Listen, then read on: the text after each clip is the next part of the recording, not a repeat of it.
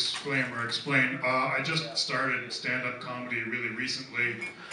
I just sort of cheer myself up because I lost my medical license.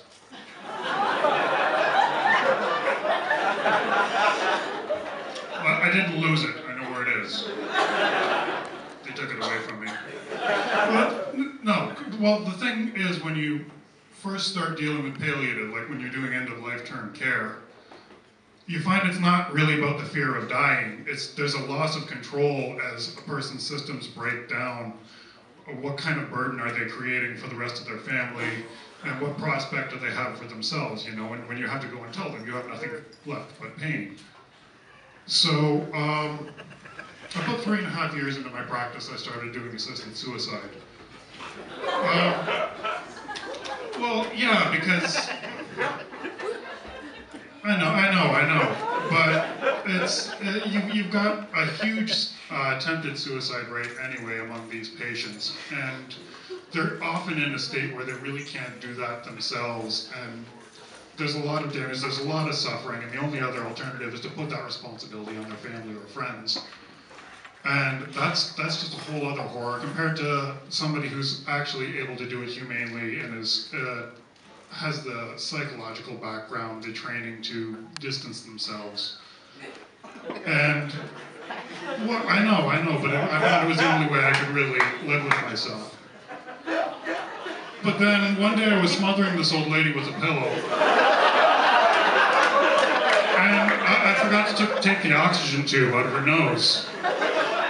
I had no idea what to do, right? They don't cover that in medical school. There's no journals to talk about that. So I just held on and waited it out while she clawed weakly at my forearms. I had a sweater on, it was okay, it didn't hurt. But it took 6.5 fucking hours to run out that oxygen tank, I'll tell you. So I don't do that anymore. So I thought it would be good to sort of leave for a while after that. So I joined, I signed up for Doctors Without Borders. But I must have Googled it wrong, so I signed up for Doctors Without Boundaries. But didn't really figure that out until they turned the lights off halfway through the orientation session. But maybe this is not for me after all. So I figured if I can't leave the country, at least I'll leave the province, and I came to Ontario to work for an insurance company on their medical staff. They brought me in and they said, we'd like you to instate random drug testing. I thought, great, I can do that. So I set it up in the cafeteria, you know, a little thing of Coke, a little thing of meth, bring everybody in, it'd be like a wine and cheese party kind of thing. We'll pair this is a New York meth, it's very bright, but not as edgy as the Midwest stuff. So I don't do that anymore either, of course.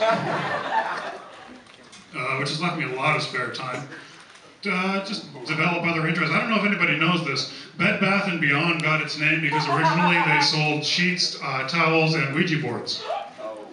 It's true. Tell your friends at parties. Yeah, the joke dies a little. Something else you might not have known, Leonardo da Vinci was gay. Nothing statistically strange about that, but he was like the last of the Renaissance masters I thought might be straight.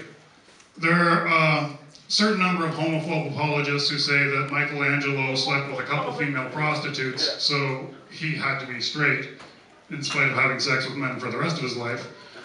To which I point to the ceiling of the Sistine Chapel. This guy was history's greatest interior decorator. Don't tell me he was straight. Just because there are no episodes of Queer Eye for the Pope left.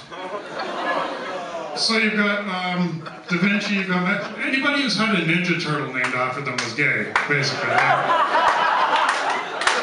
So you got Leonardo, Michelangelo, Andy Warhol, and especially Donatello. Which I thought was fantastic of the guys who created the Ninja Turtles, to leave that sort of Easter egg for kids who might be scared and confused and feeling really crappy about themselves. Even if only 1 in a million figures that out and feels better about themselves and gets them through, that's worth it, you know? But I could never really mesh that with the rest of the Ninja Turtles story about 4 teenage boys who get taken in by a weird old guy who buys them pizzas and teaches them his secret technique. I'm feeling really shifty up here. I made a bad underwear choice, to be honest. Not to get too personal with you, but a couple months ago, I guess, Mark's Work Warehouse was giving away free underwear. And I thought, yeah, what could go wrong with that? This is the first time I've tried them. They're plasticky and they ride really weird. I feel like I'm being fingered by a mannequin up here. All my nightmares of today's special are coming true.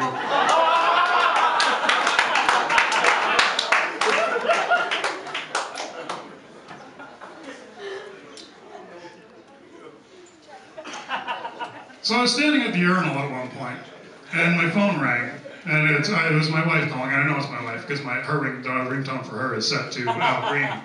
So I thought, you know, it's fun, it's a little sexy, it's good for our marriage. So I'm standing there, and the phone rings in my pocket, and I'm thinking, you know, my hands are a little moderately full right now, I'm not going to answer. But the guy in the urinal next to me, he suddenly hears my pants making sexy music beside him. So he looked over to figure out what the hell was going on with that. And after a couple seconds, my spidey sense started tingling, and I looked over at him, thinking, what the hell are you looking down there for? And he realized I was looking over at him, and he looked over at me. And our eyes just kind of locked there. And neither one of us could look away, you know? It was like whoever looks away first feels guilty about something. So we just kind of had to stand there staring into each other's eyes while my pants sang "Can't Get Next to You." You guys have been fantastic. Please remember, don't judge a book by its cover unless it's been bound in human skin.